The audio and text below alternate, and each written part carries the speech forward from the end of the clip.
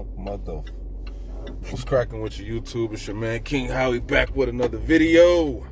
A lot going on in free agency. Big news so far out of free agency was the Dallas Cowboys giving Amari Cooper $100 million for 5 years. And here we go again with Dallas. This is why they will never succeed. This is why they will never succeed.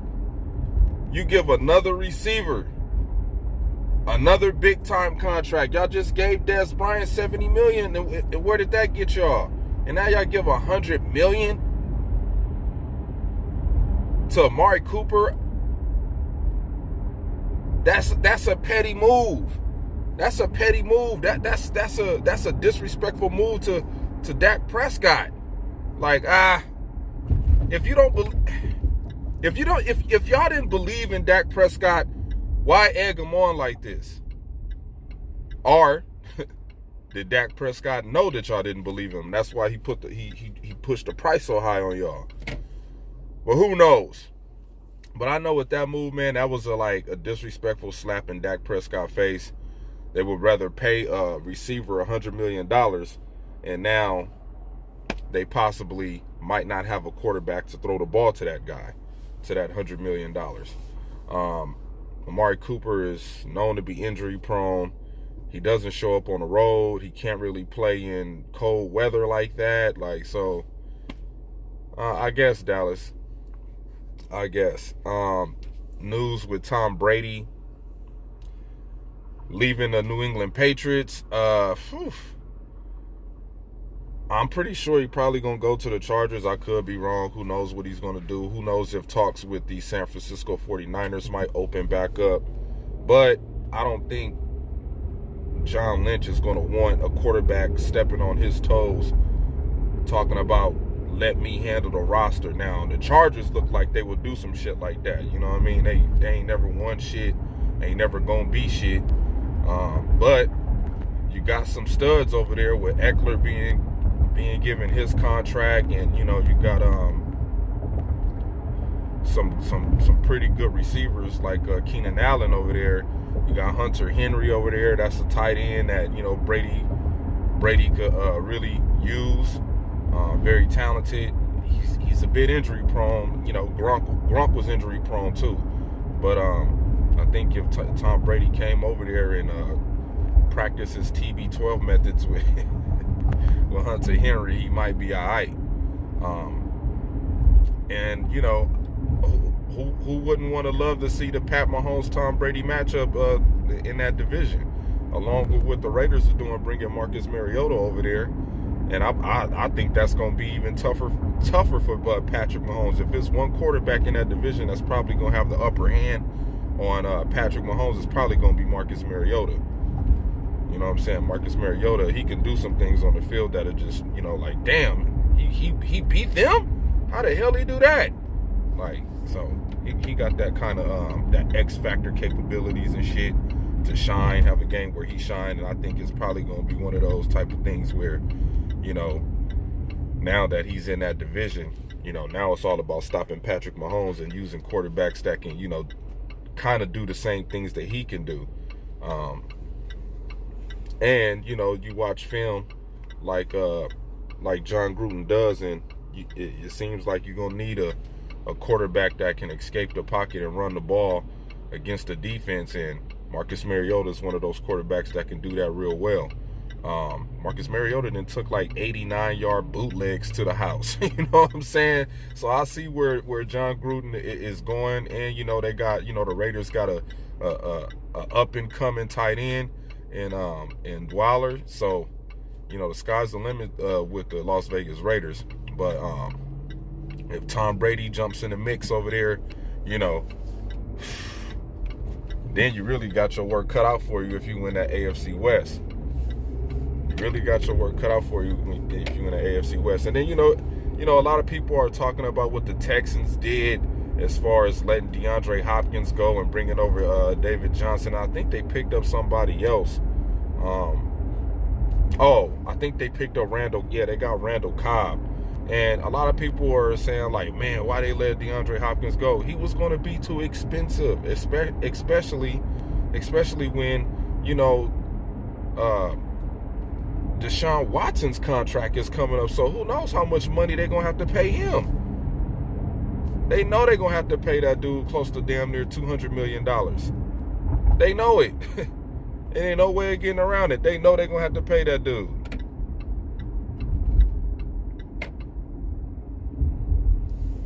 You know, Randall Cobb, you know, he's a running quarterback. You know what I mean? He's a quarterback that's going to run the ball out of the pocket.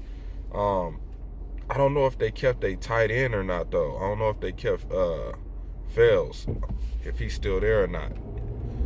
If anything, they're going to definitely need to keep a tight end, especially with Randall Cobb. And then you got the speedster guys on the outside. And those guys could, you know, beat you deep. But, you know, all the majority of the time, those speedster guys that they have on that squad are always hurt. And you have to go with DeAndre Hopkins. And, you know, DeAndre Hopkins, he's a great receiver to be playing with the quarterbacks that ran through the Texans organization throughout the years with him being there. He was still putting up 1,000 yards. He had T.J. Yates, Brandon Weeden. He had a Schaub. He had a whole bunch of trash-ass quarterbacks, and he was still putting up good numbers. So now that he's over there with Kyler Murray and Larry Fitzgerald, oh, my God. All they got to do is, you know, get a running back. I think they got a running back. That's right. They got that. I forget his name, man. I forget the running back that they had. That boy had a couple of good games. I think he went like three or 4 weeks in a row where he was just balling out. They probably could go get somebody in the draft, but the Cardinals then made that NFC West a little tougher now. Yep, stop the 49ers and stop the Seahawks. Man, that was the biggest move to me. But I wanted to touch on the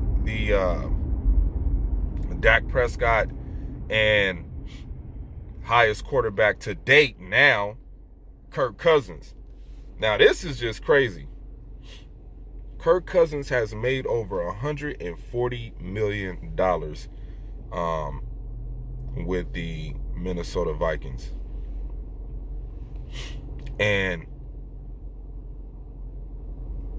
it's just shocking to see how much money, you know, him make all this money. $61 million guaranteed for 2 years, $66 million in total with incentives and things like that. And then y'all let Stefon Diggs walk.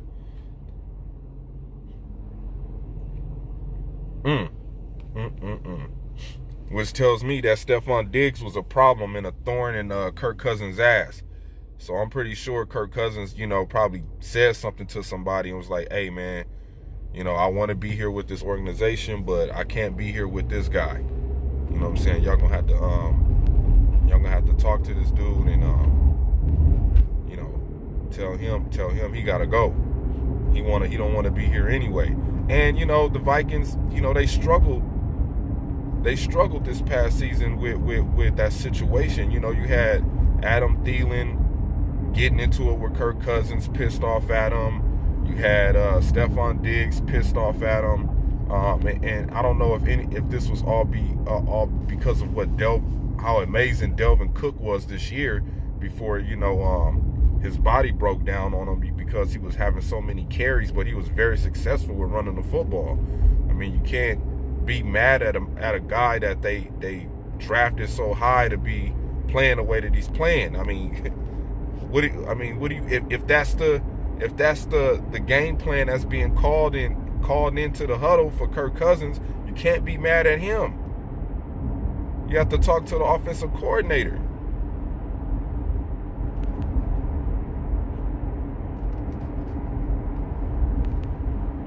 So with that being put out like that, you can understand the reason why Dak Prescott is going through the things he's going through with Jerry Jones. And this is Jerry Jones again. Investing his money in the wrong thing. Just pay Dak Prescott. The Dallas Cowboys totally let this whole thing was all messed up soon as Zeke got his money. Zeke had 2 more years left on his contract, and he demanded to get an extension. He demanded it because he knew, Zeke people knew, hey man, if they ain't gonna pay, if you let them pay Dak Prescott, they not gonna pay you. So you might as well go out there and get your money first. You got drafted before him. You need to go get your money now, which was a smart move by Zeke, but it was a dumb move by the Dallas Cowboys paying Zeke all that goddamn money, which is now hurting the Dallas Cowboys once again because now Jerry Jones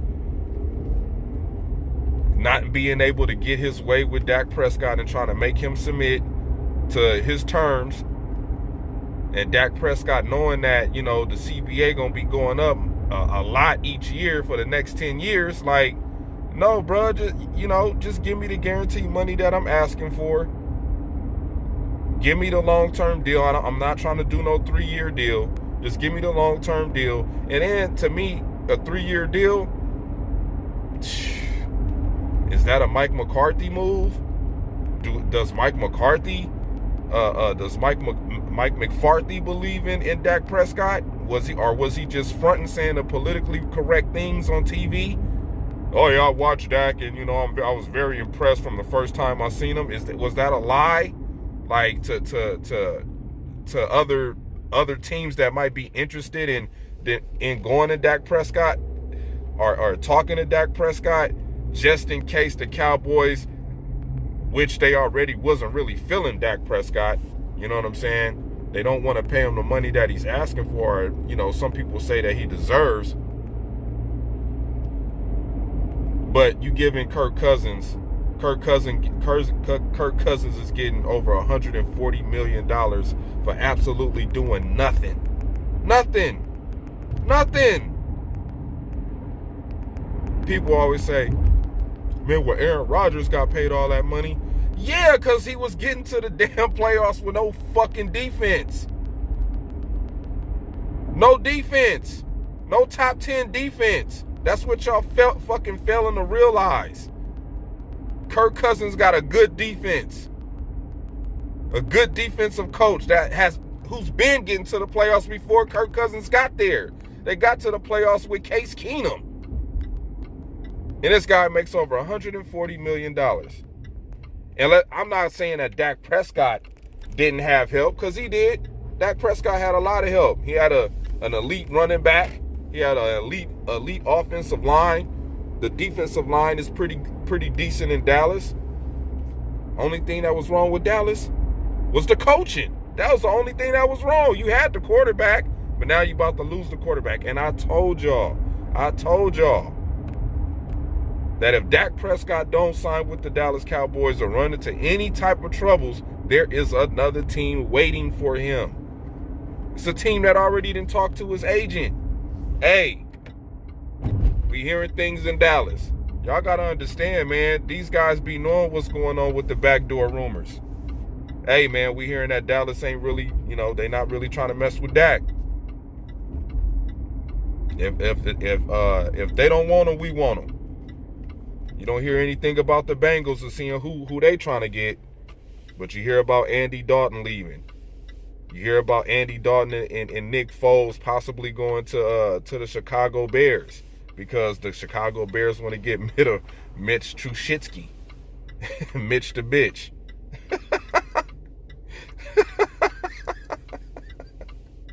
Man, if it's a team that has completely nothing to offer besides a defensive end / linebacker, it's the Chicago Bears. I don't. Who do they have at receiver? Who do they have at tight end? I mean, how great is the offensive line? How good is the secondary? You hear about the Detroit Lions wanting to get, you hear about Matt Stafford talking about he want to be out of there. What do they have to offer to a quarterback? What does a quarterback have to offer to them? Free agency is going to be real crazy, man. You have the Buccaneers. They don't know what they want to do at quarterback. So you got a lot of spots opened up for some veteran free agent quarterbacks and some rookies. So I don't hear the Bengals talking like they want to keep Andy Dalton. Nick Foles is floating out there. He's a Super Bowl winning quarterback. You don't hear about the Chicago Bears saying that they want to keep Mitch the bitch. We know the Carolina Panthers is dedicated to keeping Cam Newton for 1 year, which I think is the best thing that they ever could have decided to do, because you got a new owner, new GM, who gonna need a quarterback that know how to push a product on the football field for the fans.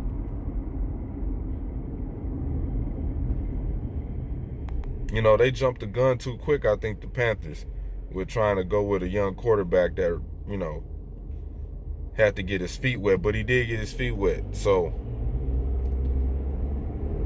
all of this free agency stuff going on,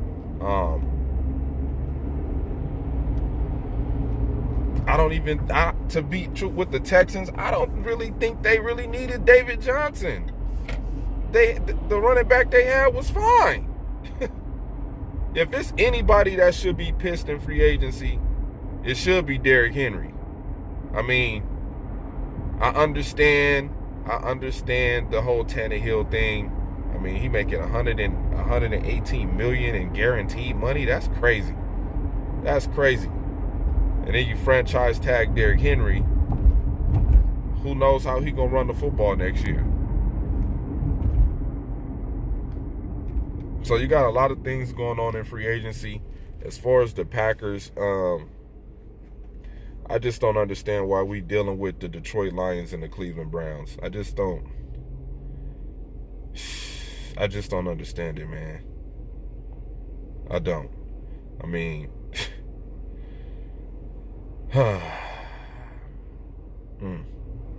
and now we have ex-Packer, ex-Saint, ex-Seattle Shithawks tight end Jimmy Graham over there with the Chicago Bears, man.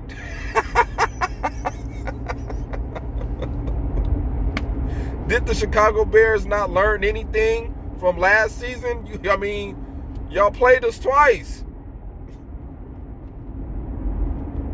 Jimmy Graham had his moments, man, but he's not the Seattle. I mean, he's not the he's not the Saints Jimmy Graham that everybody wants to see. He's not that guy no more. And the reason why he was so great with the Saints is because they had other good receivers around.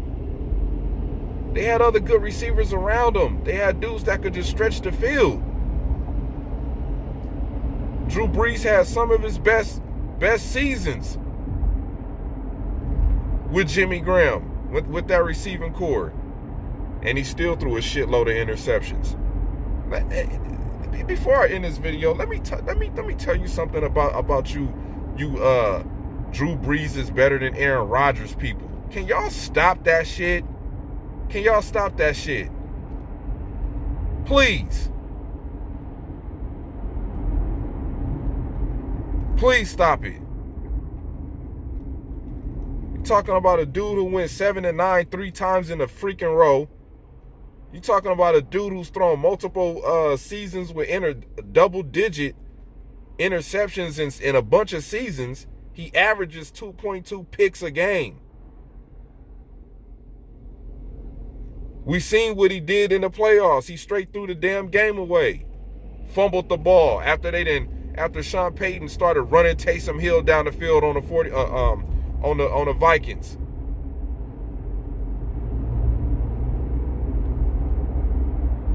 Oh, put Drew Brees back in there. What'd he do? Fumble the damn ball. Same shit he did last year in the playoffs. Threw a damn interception. So stop it with this Drew Brees is better than Aaron Rodgers. It don't make no sense. Go look at the stats. It'll tell you right there. Damn, Brees, damn. Damn, Breeze, you just a pick machine. He then threw over 500 touchdowns and then threw almost damn near 250 interceptions. Come on, man. Give me a break. But anyway, man, a lot of free agency shit still going down. I think the Dallas Cowboys really shot themselves in the foot with this whole Dak Prescott contract situation, because if Dak Prescott, decides that, he don't want to sign the franchise tag and he wants to just completely go into free agency, then the Dallas Cowboys got to scramble for a quarterback. And then I'm hearing people, we're going to get Tua. Y'all really want to go get Tua? Y'all really going to go get Tua with mediocre receiver Amari Cooper that y'all just paid a bunch of money to for nothing? Who's going to give you nothing? Jason Garrett benched Amari Cooper. Understand how that sound? Jason Garrett, 8-8 Garrett benched Amari Cooper. Think about that. And Jerry gave him $100 million. Boy, oh boy, oh boy, man. The decisions we make, man. The acts of desperation that we fall into because Amari Cooper is on a clock, on a free agency clock where the Dallas Cowboys have to sign him before Wednesday. So of course, yeah, give him the money. We franchise tagging Dak. We're gonna franchise tag Dak. That's what we gonna do. And we're gonna overpay a mediocre, injury-prone receiver. That's how we run things in Dallas. Man, but this video went on long enough, man.